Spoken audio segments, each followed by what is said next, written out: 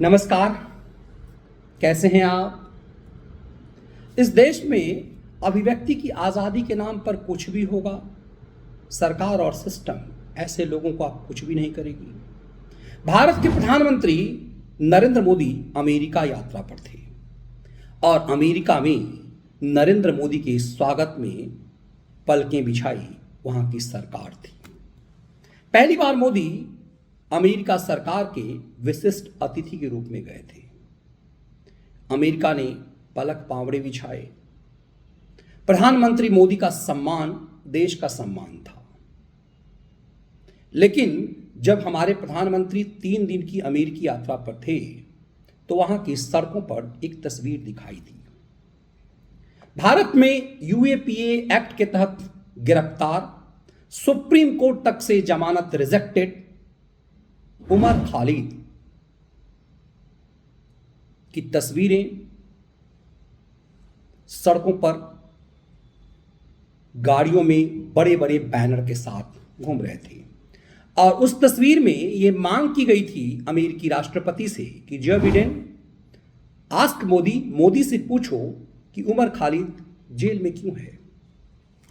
क्या उमर खालिद इतना बड़ा आदमी है, अभिव्यक्ति का आजादी का इतना बड़ा पैरोकार है कि उमर खालिद के नाम की चर्चा अमेरिका में भारत के प्रधानमंत्री से कराई जाए?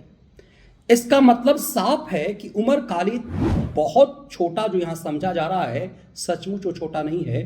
वो इंटरनेशनल एक बड़ा अपराधी है जिसको बाहर से फंडिंग करके तैयार किया जा रहा है।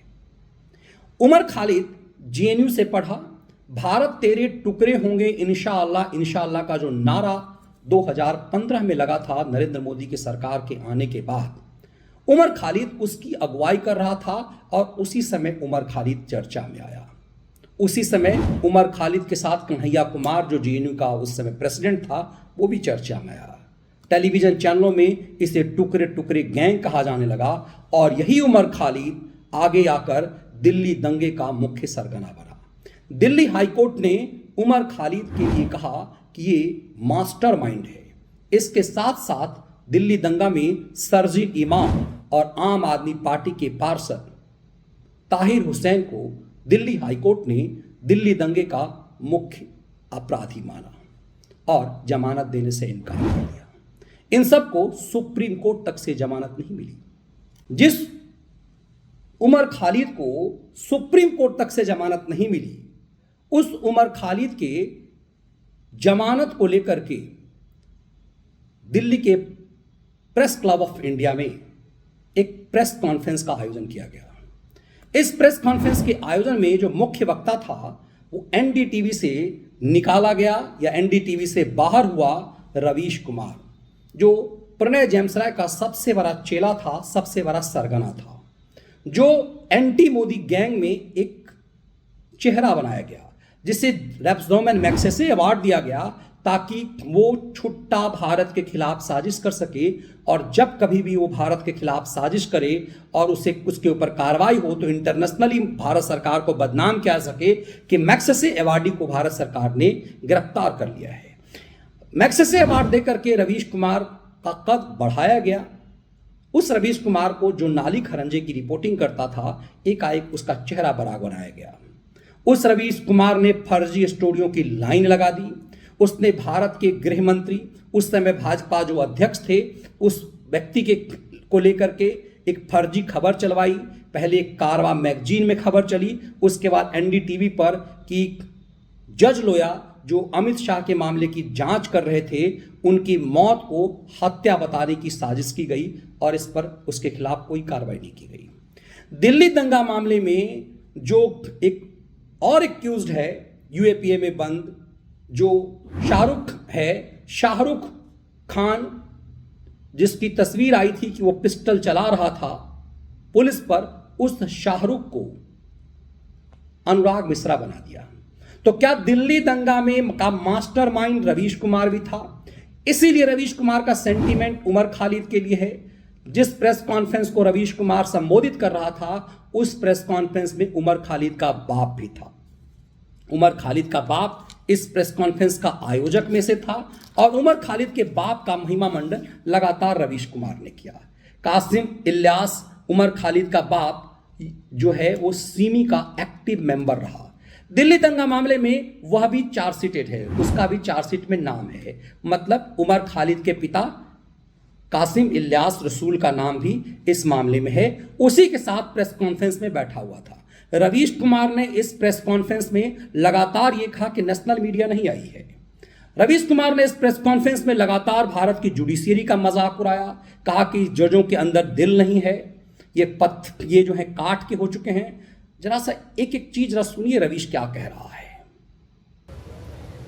1000 दिन से उमर खालिद जेल में हैं। 1000 दिन हो गए, ना तो ट्रायल शुरू हुई ना ज़मानत मिली। हमने तमाम बहसों में, कानून के फैसलों में यही पढ़ा और समझा, अदालतों की टिप्पणियों में देखा और जाना कि ज़मानत अधिकार है और जेल अपवाद है। लेकिन 1000 दिन उमर खालिद के जेल में ही हो गए। और आज आप सभी जो भी इस मौके पर यहाँ जमा हैं, जिन्होंने ट्विटर पर लिखा है और आप सबके सैकड़ों मोबाइल फ़ोन के ज़रिए जो लाइव लोग देख रहे हैं, उन सब ने एक बहुत बड़ा काम किया है। पूरी कोशिश यही है कि उमर खालिद की लड़ाई भुला दी जाए, लेकिन आप सब ने आकर जता दिया कि लड़ाई भुलाई नहीं जा सकेगी। उसकी अकेले की लड़ाई अंदर की है, लेकिन बाहर भी आप उसकी यातनाओं को जो वो झेल रहे हैं उसे आप महसूस करते रहेंगे। हमने पिछले 9 सालों के दौरान राज्य की हिंसा करने की क्षमता को बदलते हुए देखा है। अब राज्य अपनी पार्टी, गोदी मीडिया और आईटी सेल के ज़रिए आप पर मानसिक हिंसा करता है, आपको बदनाम करता है। और इसकी शुरुआत अगर ठीक तरीके से देखी जाए, संगठित तरीके से देखी जाए, तो उमर खालिद से होती है। और आपके पिता SQR इलियासी जी, जब हम अपनी रिपोर्टिंग की दुनिया में कदम रख रहे थे, तो आपके पास न जाने कितनी मर्तबा हम लोग अपने कैमरे को लेकर गए हैं। और एक ज़िम्मेदार नागरिक के तौर पर आपके बयान लेने के लिए मैंने आपकी चौखट पर तमाम बड़े मीडिया को देखा है, जो अब शायद आपसे दूरी बनाता होगा, किसी एहतियात की चिंता में या किसी सरकार की चिंता में, वो जो भी है। लेकिन इस प्रेस कॉन्फ्रेंस का चेहरा रवीश कुमार था। यदि रवीश कुमार इस प्रेस कॉन्फ्रेंस में नहीं आता तो इस प्रेस कॉन्फ्रेंस की चर्चा नहीं होती। उसने बार बार कहा इलियास के लिए जो सिमी का मेंबर था, सिमी जिसे आतंकी संगठन बता करके भारत सरकार ने बैन किया है, उस पूर्व आतंकी संगठन से जुड़ा हुआ रहने वाला इलियास कासिम के लिए का महिमा मंडन रवीश कुमार ने किया। कहा हम लोग इनके घर जाते थे, आज इनके घर पे कोई नहीं जा रहा। विक्टिम कार्ड खेला गया। 1000 दिन उमर खालिद जेल में है, उसे छोड़ा नहीं जा रहा है। इस देश के जजों का जो है वो दिल नहीं रह गया, वो अब लकड़ी की दीवार बन चुकी हुई है, दरवाजा बन चुका है, बंद है, कहीं से खिड़की नहीं है। इंडियन जुडिशियरी का मजाक रवीश कुमार ने यूं ही नहीं उड़ाया। जिन लोगों के साथ रवीश बैठा हुआ था, प्रेस क्लब में इसे जगह मिली और इसने कहा कि सिर्फ यूट्यूबर्स आए हुए हैं। उस प्रेस कॉन्फ्रेंस में कोई भी नेशनल मीडिया नहीं था। और उस प्रेस कॉन्फ्रेंस के बाद 2-3 दिन बाद अमेरिका में उसी उमर खालिद का लेकर के अलग अलग बैनर सड़कों पे घूमा, बड़ी बड़ी गाड़ियों में। क्या यह सामान्य मामला है? क्या जानबूझ करके रवीश कुमार को कोई प्रेस कॉन्फ्रेंस में बुलाया गया? क्या रवीश कुमार इंटरनेशनल भारत विरोधी एजेंडे का मुख्य सरगना है? क्या यह सामान्य मामला है कि रवीश कुमार प्रेस कॉन्फ्रेंस करता है?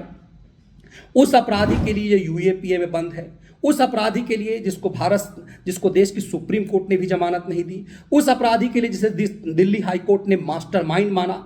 दिल्ली में 53 लोगों की जो मौत हुई थी, जो हिंदू विरोधी दंगे हुए, 53 लोगों की मौत हुई थी, 70 लोग घायल हुए थे, अरबों की संपत्ति नष्ट कर दी गई, डीटीसी के कई बसों को नष्ट कर दिया गया। ये तमाम चीजें दिल्ली में हुई और उसमें जो मेन एक्यूज था, जिसे अदालत ने माना मेन एक्यूज, उस उमर खालिद के लिए रवीश कुमार ने एक प्रेस कॉन्फ्रेंस आयोजित किया। तब तक तो ये मामला सामान्य लगता था, लेकिन जो ही ये मामला अमेरिका में जब भारत के प्रधानमंत्री को एक एम्बेरस करने की कोशिश की गई, उसके बाद अमेरिका के पूर्व राष्ट्रपति ओबामा के द्वारा ये कहने की बात कि मुस्लिम वहां प्रताड़ित हो रहे हैं, ये तमाम चीजें सामान्य नहीं है। एक इंटरनेशनल साजिश साथ है जिसमें उमर खालिद को एक बड़ा अपराधी बनाने की कोशिश की जा रही है। उमर खालिद जैसे सड़क छाप चिरकुट को इतना बड़ा जानबूझ करके दिखाया जा रहा है, इसका मतलब वो कहीं ना कहीं इंटरनेशनली है और सचमुच किसी बड़े आतंकी संगठन से क्या जुड़ा हुआ है। क्या रवीश कुमार की भी उसमें भूमिका है? भारत सरकार इस मामले को क्या इतने हल्के में लेगी या इसकी गंभीरता से जांच करेगी? एक पत्रकार के रूप में रवीश कुमार का ये खेल क्या इतना सामान्य है? गृह मंत्रालय को इस बेहद गंभीर मामले को लेकर के इसकी जांच करनी चाहिए। ये भारत सरकार की जिम्मेदारी बनती है कि ये पता किया जाए कि आखिर इस प्रेस कॉन्फ्रेंस को आयोजित किसने किया, रवीश कुमार किसके हाथों का खिलौना है। एक ऐसा अपराधी, एक ऐसा अंडर ट्रायल एक्यूज जिसे सुप्रीम कोर्ट तक से जमानत नहीं मिल रही है, उसकी जमानत के लिए अदालत की अवहेलना किसने की, क्यों कराई गई? क्या ये तमाम चीज़ें, इन तस्वीरों को बाहर दिखाया गया कि भारत में पत्रकारों का समूह ये चीज़ें ऐसा करता है? क्या इस देश के गृह मंत्रालय ऐसे लोगों से डरता है? क्या इसे रमन मैग्सेसे अवार्ड मिला हुआ है, क्या इसीलिए इसके ऊपर कोई कार्रवाई नहीं होगी? इसने दिल्ली दंगा में के मेन मुख्य सरगना शाहरुख, जो दिल्ली पुलिस पर पिस्टल ताने हुए था, उसे अनुराग मिश्रा बना करके हिंदू आतंकी साबित करने की कोशिश की। इसने पूरे दिल्ली दंगे मामले में जो सरजील इमाम का महिमा मंडन किया। इसने दिल्ली दंगा में केरल जो आम आदमी पार्टी का जो पार्षद जो गिरफ्तार किया गया, जिसने आईबी के अधिकारी की हत्या के मामले में जो जेल में है, जिससे जमानत नहीं मिल रही है, उस ताहिर हुसैन का इसने महिमा मंडन किया। क्या ये सामान्य मामला है? क्या शुरू से रवीश कुमार इस एजेंडे के तहत खेल रहा है? क्या ऐसे लोग पत्रकार होने के नाम पर कोई बड़ा फायदा उठाएंगे? आज रवीश कुमार खुद कहता है कि वो पेट पे लात खाया हुआ है। ये देश का पहला पत्रकार है जो नौकरी जाने के बाद कहता है पेट पे लात खाया हुआ है। ये कैसा पेट पे लात खाया हुआ है जो विदेशों की यात्रा कर रहा है? इसकी विदेशी यात्रा में कहाँ गया, इसकी जांच होनी चाहिए। इसके YouTube के ट्रैफिक की जांच होनी चाहिए कि आते ही इसे 50 लाख से ज़्यादा सब्सक्राइबर क्यों हुए, कैसे हुए और ये कहाँ देखे जा रहे हैं। इसके YouTube के ट्रैफिक इसलिए देखे जाने की ज़रूरत है कि कल को कोई बड़ा माहौल यदि बिगड़ता है तो क्या इसकी भूमिका तो नहीं है? सरकार को ऐसे मामले को बहुत गंभीरता से लेने की ज़रूरत है। बहुत बहुत धन्यवाद। वंदे मातरम। जय हिंद।